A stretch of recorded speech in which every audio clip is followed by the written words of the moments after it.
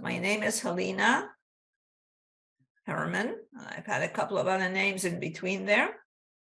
In a few minutes, I'll explain to you why all these names.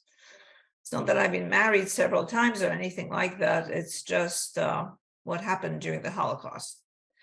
So I am a child Holocaust survivor, which means that when the war started, I was a very young child.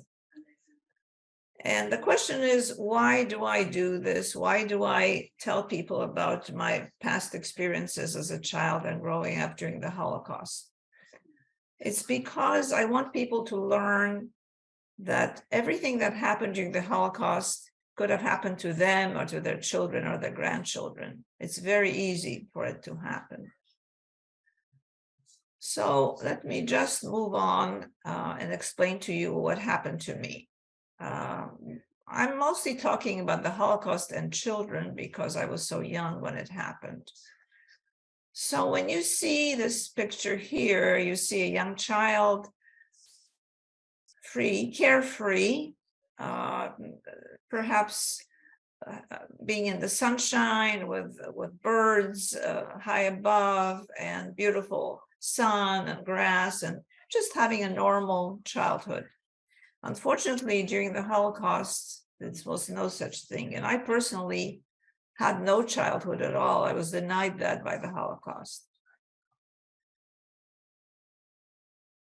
So I was born in Warsaw, in the city of Warsaw, which is the capital city, as you can see encircled here, which is the capital city of Poland. However, I never actually lived there except perhaps for a week or so when I was born. And most of my life I spent further down near Krakow, south of Poland, in hiding. So this is my mom. Her name was Paula Weinberg, and her married name was Kramers, which was supposedly my name too, but I didn't know that name till I was 10 years old. Here's my mom in the back with that arrow in the very back row, third from left, in a youth movement as a teenager.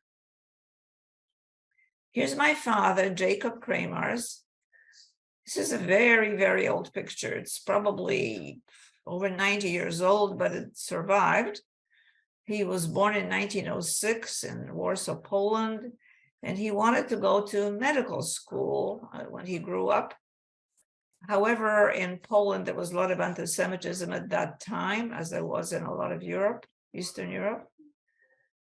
And he would not be accepted to the university to study medicine in Poland because he was Jewish, sort of discrimination at that time. So a lot of young people did. They went somewhere else to study and then came back to Poland because their families were there. So he went to Paris, France, to the Sorbonne, a very prestigious university. He went to medical school there, and he graduated in 1933, and he became a physician. And then here he is again, many years later. He opened an office in a little town called Starachowice, Poland. And this is where I spent the first 2 years of my young life. Unfortunately, I hardly knew my father because all of our families, except for one uncle, were killed during the Holocaust. And that was a pretty large family, uncles, aunts, cousins. However, I never had the luxury of having a family. My mother and I were the only ones that survived, and she saved me. Here's my father's medical license to show that he really was a physician. And he came back to Poland to practice. And here's a very rare picture I have of both my parents, Jacob and Paula. And this was about a year before I was born. They were married in 1936. This was a couple of years later. And I was born in 1939. So then when the war broke out, I was just a few months old. So I have not much recollection of that. And I'm very grateful because I didn't have to be so terrified because I knew nothing else. I just knew the reality in front of me. So this is on the right, my father, Jacob, my mother, Paula, and then the other couple is my mother's sister and her husband. This was at their wedding. This was a couple of years before I was born in 1937. This is my maternal grandfather, David Weinberg.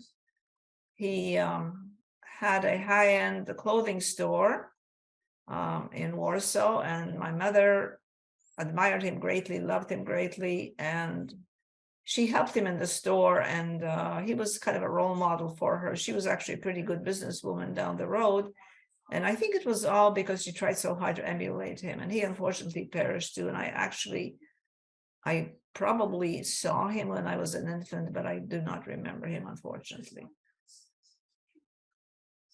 So the only person on both sides of the family to survive, besides my mother and I, my uncle Adam and his little girl, well, she was born much later after the war, but that's a picture of him.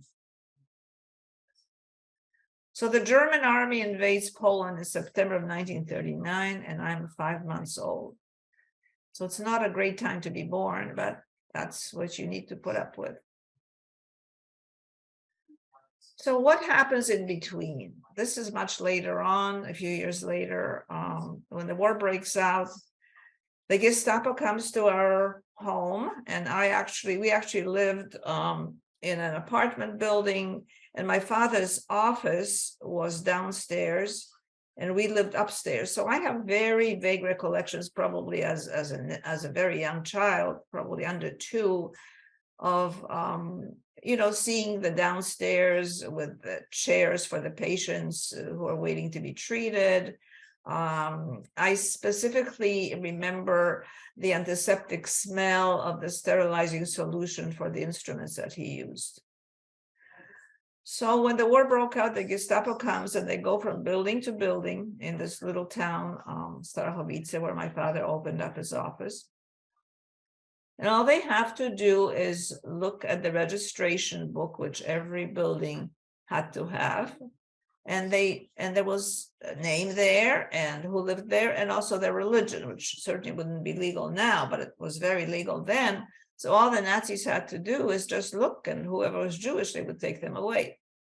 So what they do is they see my father, physician, and he's Jewish. They take him away to a slave labor camp close by, where there were ammunitions made for the Nazis. And he stayed there for a few years, and finally, towards the end of the war, he was on his way to Auschwitz, deported to Auschwitz, and he died before he got there on the train. And, at times I had these fantasies that perhaps we would be reunited. I never actually knew my father, but I thought we would meet after the war, throw our arms around each other and say, we made it, we survived. But of course, it didn't happen.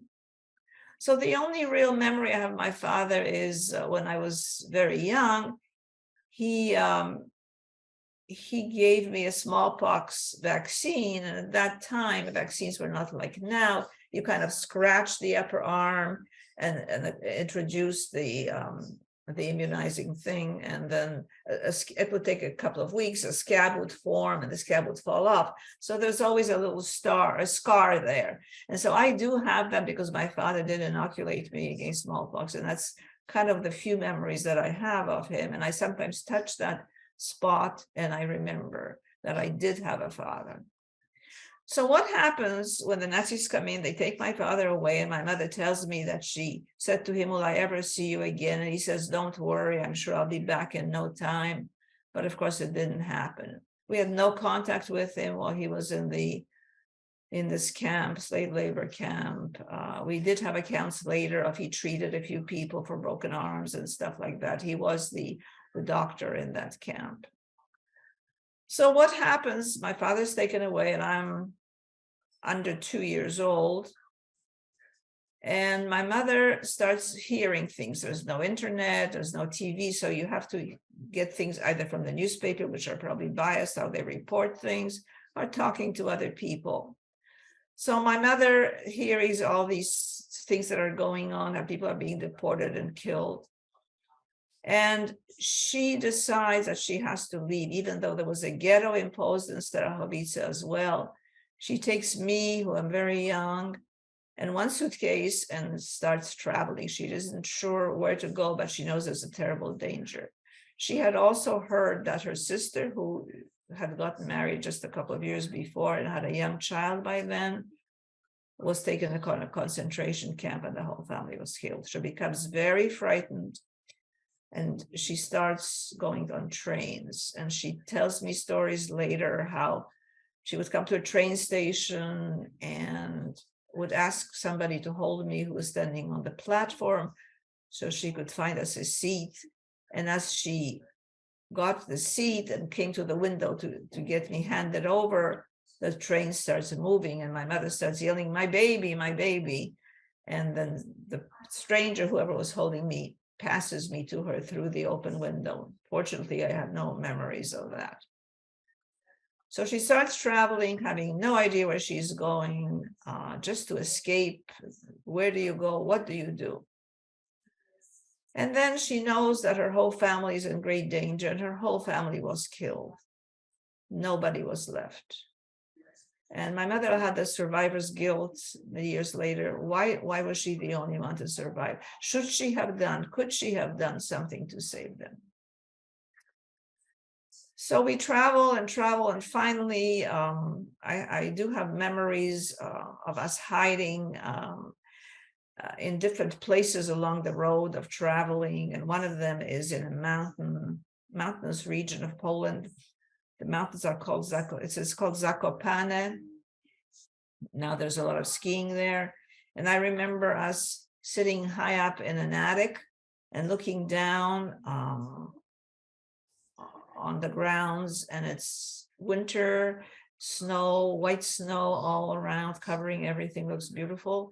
But in the bottom, at the very bottom, there's like little bugs, little black bugs, because it's pretty high up. And I look and I don't know what it is, but later I find out these are Nazi soldiers. They're going from door to door, looking for undesirables like my mother and me to kill us or to deport us to a concentration camp. So eventually my mother becomes a little, knows more about things and gets false papers. Here it is. These are false documents. My mother and we become a different identity. My name becomes Bochen, Bochen. It's a fictitious name. I don't know how she got those papers, but she managed to do that. But we cannot be together. My mother finds a job in Krakow, and she finds some villagers in a nearby village called Czernichów, where I can stay. They basically get paid for taking care of me. And she has no choice. And she works in Krakow, and she comes and sees me occasionally, not too often, maybe once a month, maybe even less than that. So I don't know my false identity. I mean, I don't know that it's a false identity. I think my name is Halina Bochen, and I think I'm a Catholic because my mother is encouraging that. I go to church. I become a very religious little girl. And this is a picture of the people that I stayed with. The first family that my mother tried for me was not very good, didn't take care of me. I was pretty much on my own at the age of 3 or 4 in this village, unpaved roads. I had no shoes. I had a little yellow nightgown that I wore most of the time. And the nightgown, little nightgown, which was worn all the time, came off when I went to church, where I had a nice dress, and then I immediately took it off. So this picture, Marysia and Halina, is the daughter of the second home that I was sent to. She was the teenage daughter, and there was an older woman, mother, older, she was probably in her 40s, and this one took care of me, and it looks idyllic on this picture, but actually, she wasn't particularly kind. They didn't abuse me, but there was no love or affection or anything like that. And if I would fall to get myself dirty, she would punish me by whipping me, and then she would make a joke out of it. So I was not too attached to them, but there was no choice. So what happens after the war ends? Fortunately, my mother survives. Otherwise, I may still be in that little village of Chernihiv. We come back to Krakow, where my mother worked. And my mother, I still think I'm Catholic, and I'm very religious, and I go to church all the time, and I sing hymns, and I confess to all sorts of things, like I killed a bug accidentally. Is that a horrible sin? Is that like manslaughter? I didn't understand. I was so young. But I'm very religious, and I think I'm a Catholic. And my mother encourages that because of all the things that have happened. She says to herself, do I want my child ever to go through this horror again, this Holocaust? So after the war, I come live with my mother in the place where she had lived with an employer before they had left. And my mother puts me in a Catholic school, and you can see this picture here. It's run by nuns, quite strict, but I liked it. I liked being religious. I liked praying all the time. As you can see, here's a picture of us, and I'm the second little child from the right, the little boy, and then I'm next to it. I was always the smallest and the scrawniest, mostly because there wasn't much food. And I'm a very fervent, observant Catholic. So here I am right after the war. I'm about maybe 7 years old. And on the right is a picture of me and a little friend or a little person from the school. And we're collecting money for the church, in front of the church. And on the bottom slide, I'm the last person on the right, as you see, the shortest and the scrawniest. And all these others are other children in their Polish national costumes, collecting money or praying or something like that, but a very fervent Catholic.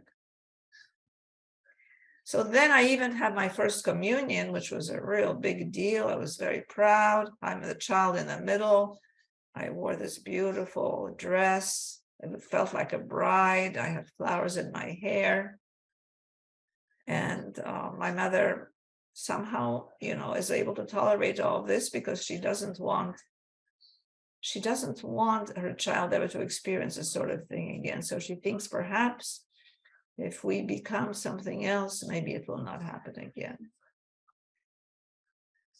So here I am again at the age of 7 in a park somewhere in Krakow with my mother.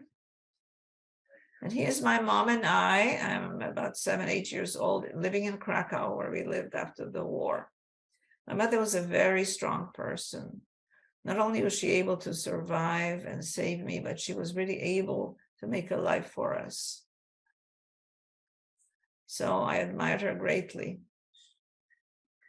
And this is me again right after the war. They said that I had sad eyes, and maybe I did, but during the war, you didn't think about these things. And people say, did you miss your mother? And I say, I didn't know what that meant. I just knew that I wasn't going to see my mother very much, and there was no point missing her.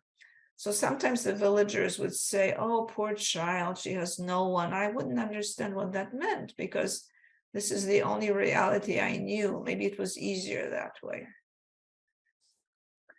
And then here I am again. I'm a little older. I'm about 10 years old.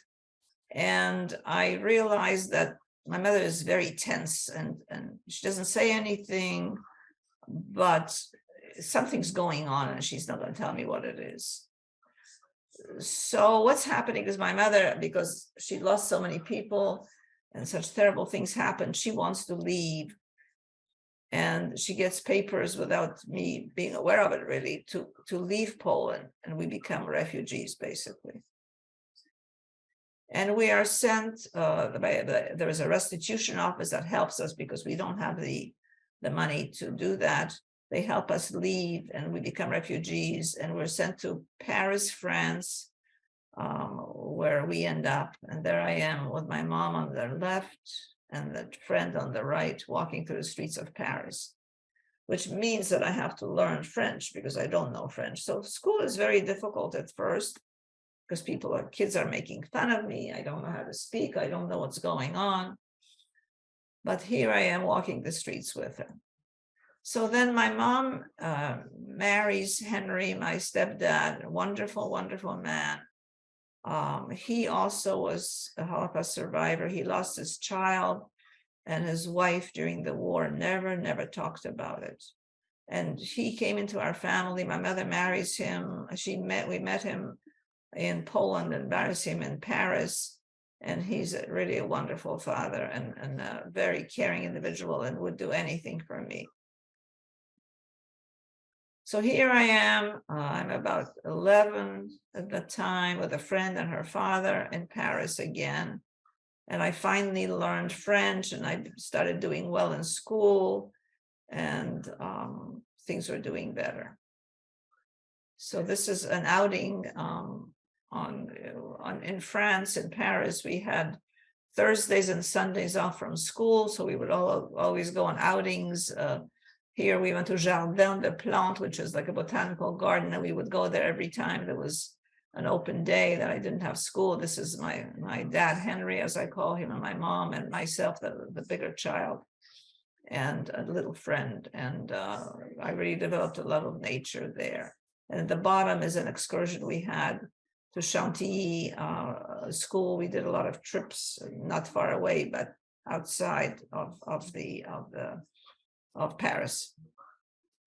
And then I started going to school, and again, I have to learn. I mean, I've already learned some French, but this is an upper grade now and very difficult.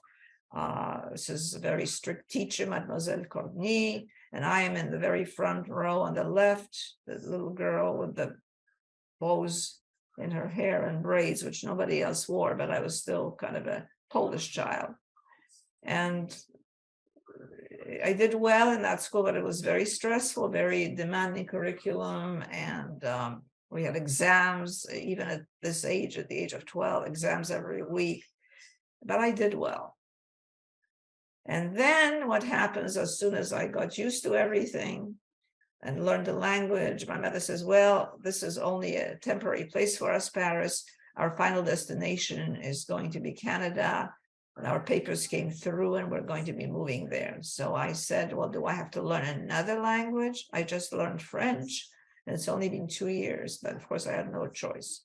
So here I am again in another country. I'm in Canada now at the age of 12 with pigtails, not pigtails, they're braids with bows. And I was not in style for Canada, where the kids at that age were pretty grown up looking.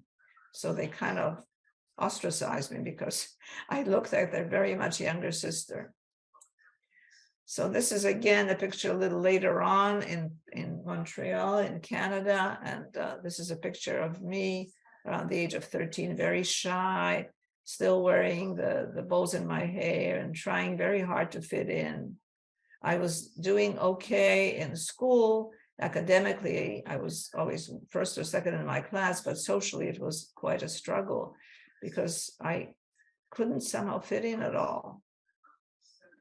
But finally, at the age of 15, I finally decided to cut my hair and became a woman of the world.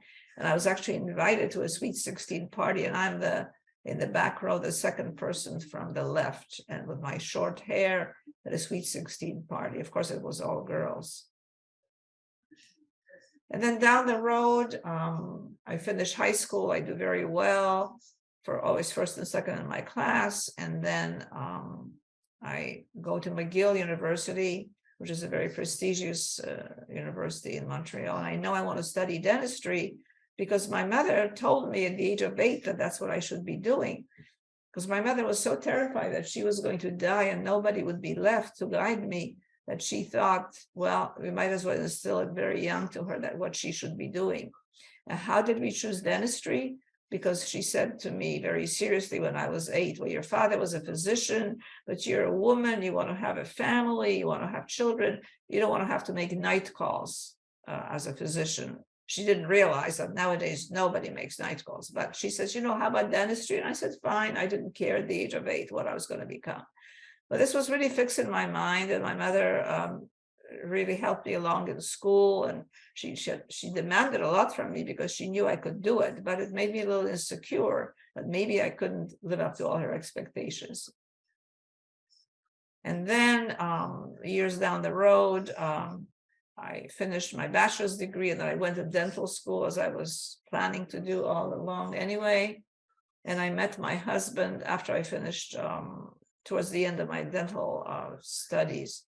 And he's also a Holocaust survivor, but I vowed that I would never marry a Holocaust survivor. I just wanted to fit in very badly and be like everyone else. Well, somehow it worked out, and I'm glad I did, because we really understand each other. So he has his own story, very, very difficult story, but he also was able to graduate with a PhD in economics from McGill. And our daughter, our first child, was born on the day he graduated. So they had a whole interview with us in the newspaper, the McGill, about the McGill graduation. And this is our family much later on at my daughter's bat mitzvah. I finally reconciled to being Jewish because it's, I thought I was Catholic for so long. But my mother broke it to me just before we left Poland that I was actually Jewish, which really was very difficult to take because it was a shock of my life. So this is the family. This is at the bottom is Diana, our daughter.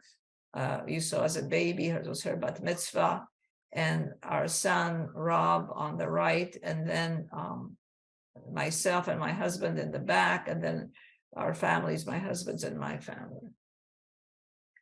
And there was a film made about us in Warsaw, because we went back to Warsaw some years ago, and we were filmed, and it's called Never Forget to Lie. And towards the last part of the film, my husband and I appear in it and tell a little bit of our stories. It's called Never Forget to Lie. It was on PBS Frontline, and you can still get it. You can stream it. So my purpose in talking about all this is to build a world without hate. And I think together we can make that world a reality. And that's why I'm doing all this, because I think we all have a role to play, even if it's a small role. These are additives, they add up. We need to stand up for injustice. We need to be upstanders, not just bystanders, because bystanders are not helpful. And in a way, they make whatever is happening, the injustice, okay, because they don't speak up against it. So these are just some other thoughts I had. This was very inspiring. It was found on the walls of a hiding place. I believe in the sun, even when it is not shining. I believe in love, even when feeling it not. I believe in God, even when God is silent. And you really had to have a very deep belief in something, otherwise you couldn't have made it. And lastly, I want to tell all of you, no matter how many difficulties you're having, and we all have our own problems and difficulties, it's never too late. Never too late to start over again, to feel again, to love again, to hope again. I hope you can put that message into your mind and realize that no matter what happens, you can move on, even if things look very bleak, even when things are terrible and in despair, somehow things will turn around, and you have to trust nature or God or providence that somehow it will pass and things will work out. And so this is the end of my presentations. And if you have any questions, I'll be glad to answer them. Thank you very much. Thank you so much for sharing your testimony with us. My name is Jada Lugo. If you are just now joining us, if you've been watching Halina Herman's testimony live, I am the museum educator at the Florida Holocaust Museum. If you have any questions for Halina relating to her testimony, please let us know in the comment section below. Halina Herman's memoir, which is titled My Mother's Daughter, was published in 2022. She shares her story of being a young child during the Holocaust, as well as what happened after the Holocaust to her and her family. And this memoir is actually available in the Florida Holocaust Museum's middle school teaching trunks if you are an educator. Middle school teaching trunks we loan out at no cost to schools, and they're filled with books and curriculum, posters, and other resources that you might need for Holocaust education in your classroom. Her husband, Ed Herman, is also a Holocaust survivor, and he has published a memoir called Against All Odds. His memoir is also available in our middle school teaching trunks. And both titles are also available for purchase at the Florida Holocaust Museum's museum store. Halina, you have spoken about your experiences during the Holocaust and how they affected you as a young child and later on as a refugee and an immigrant.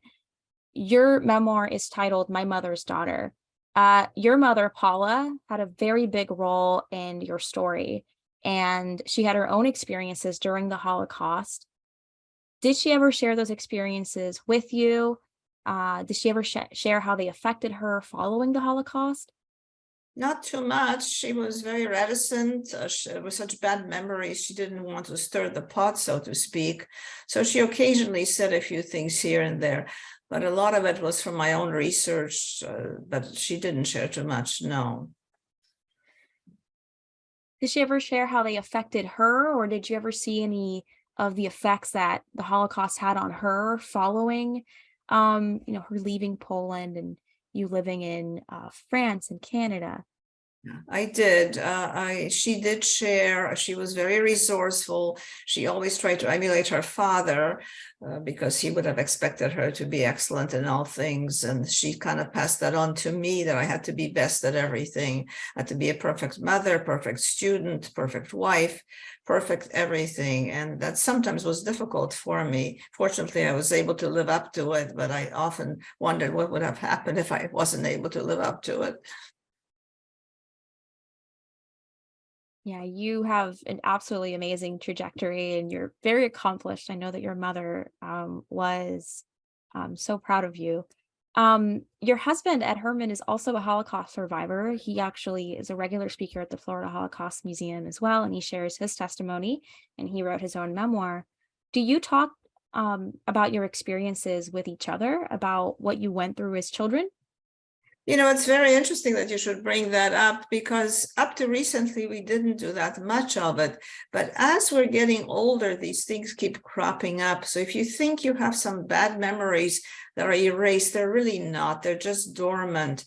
And sometimes when you're not in good health and you're depressed, they come up and they crop up. So they do tend to be intrusive and come up. And my husband especially hasn't been that well for the last year or so. He brings it up quite a lot, which surprised me quite a bit. So sorry to hear that.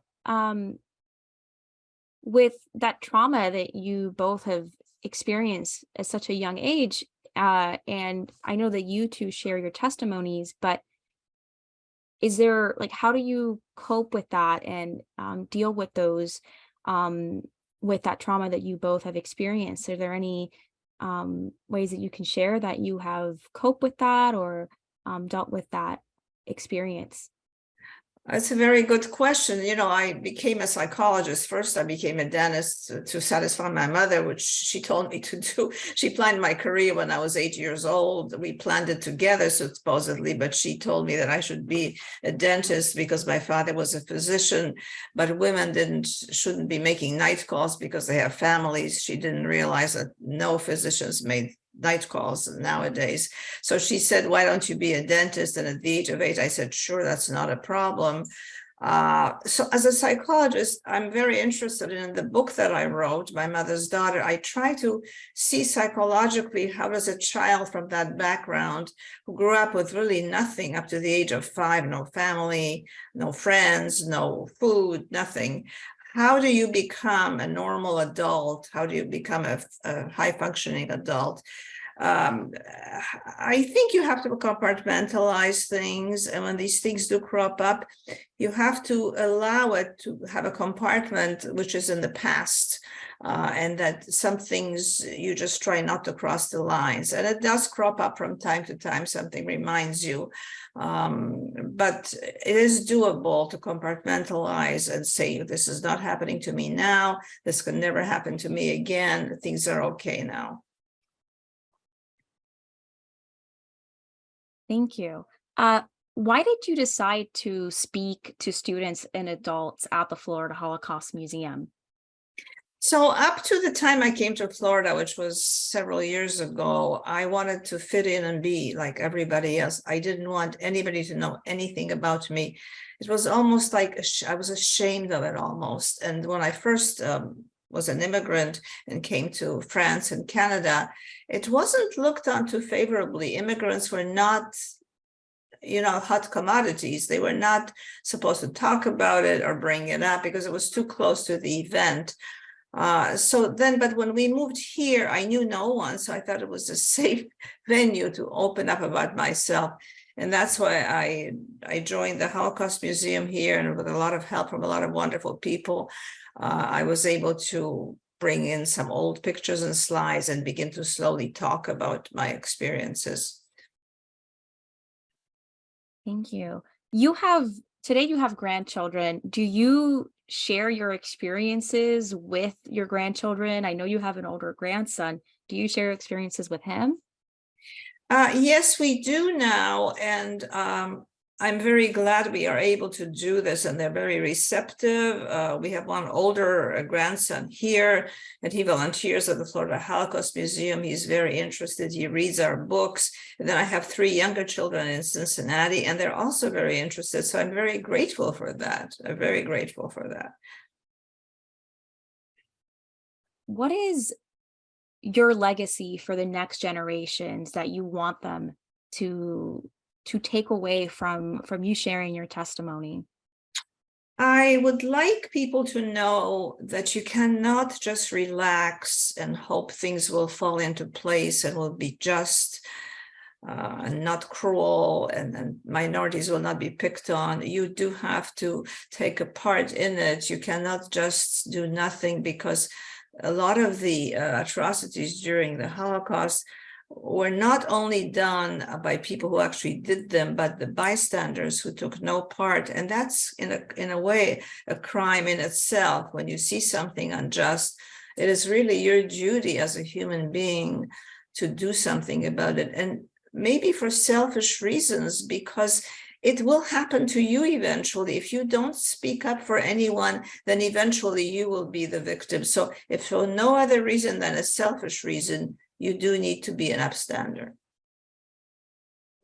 Absolutely. And that's something that we always want to stress when we're teaching students at the Florida Holocaust Museum. Being an upstander is so important, standing up for those values. Anti-Semitism, has been around for a long time. One of the reasons for the Holocaust, and unfortunately is still around today. And there isn't rising anti-Semitism in the United States today. So how can we prevent the spread of anti-Semitism? I think probably education and making it available, shows like this one or others, just to make people become aware that what happened, this was maybe a long time ago, but they were not just statistics, there were people, there were children, and there were parents, and there were cousins and aunts and nephews and this and that. And I had no one. I basically was left with my mother and I and one uncle that survived. And so you have to show them that sort of thing. That's very important. Absolutely. So going back to your memoir, My Mother's Daughter, did writing your book bring up any new memories that you hadn't really thought about in a long time? Did it bring up anything that you hadn't considered? Yes, it did, in many ways. And I was really glad to write that book. It was kind of like catharsis in a way, because these were things that were hidden for a long time. However, there were some things that I guess I don't want to remember, or perhaps I couldn't remember because I was very young. And at the beginning, right after the war, I used to have periods when I would wake up screaming at night. And I didn't know why. I just never knew what happened. And if my husband tried to touch me, I would scream even more. So I was probably abused in some way. I'm sure I was, but I couldn't remember it.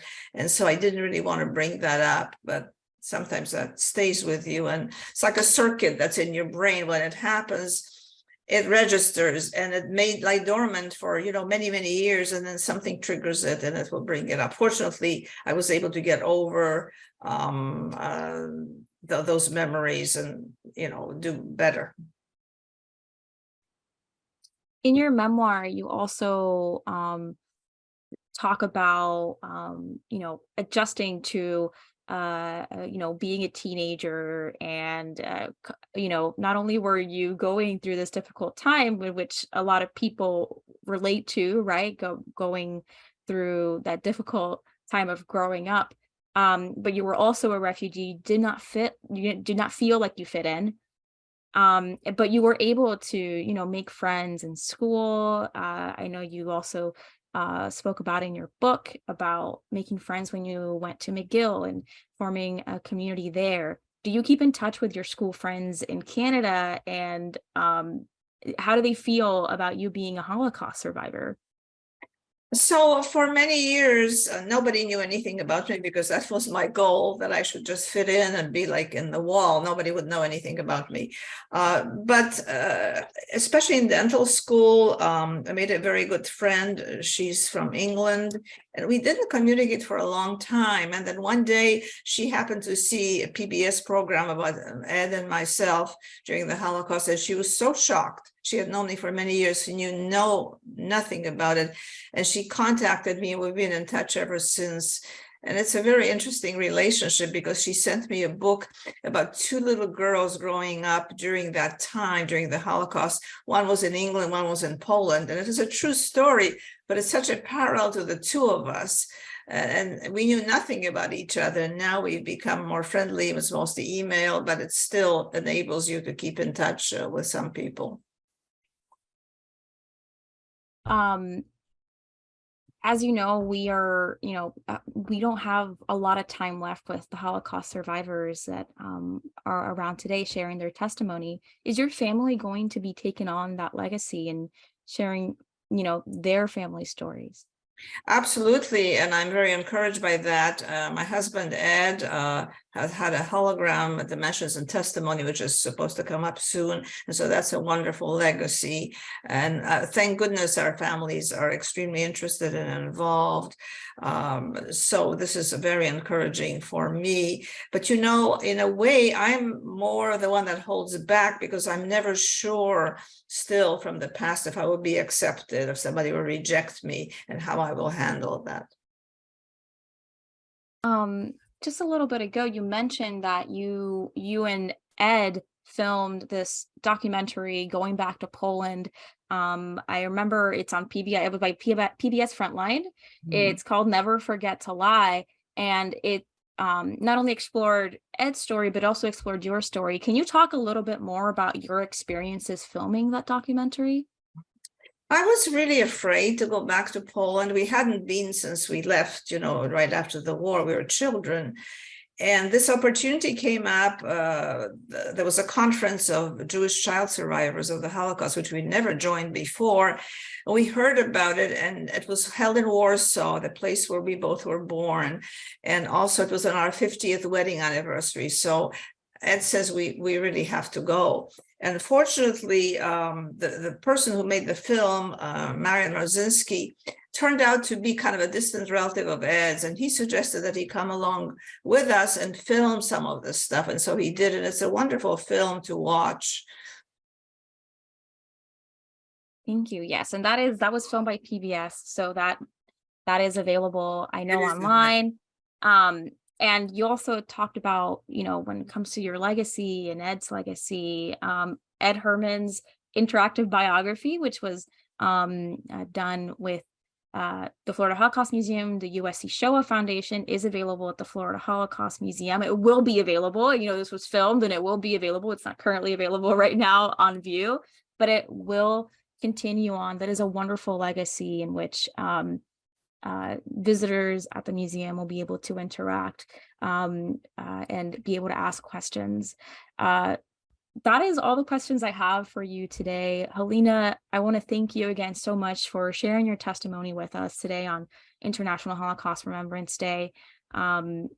We very much appreciate you sharing your testimony, and I know that our audience does as well. What a wonderful legacy that you are sharing with us. So thank you so much. I hope that you have a great day. Thank you everyone for watching. And if you have any questions for us at the museum, please email us, leave a comment. We hope that you enjoyed today's program.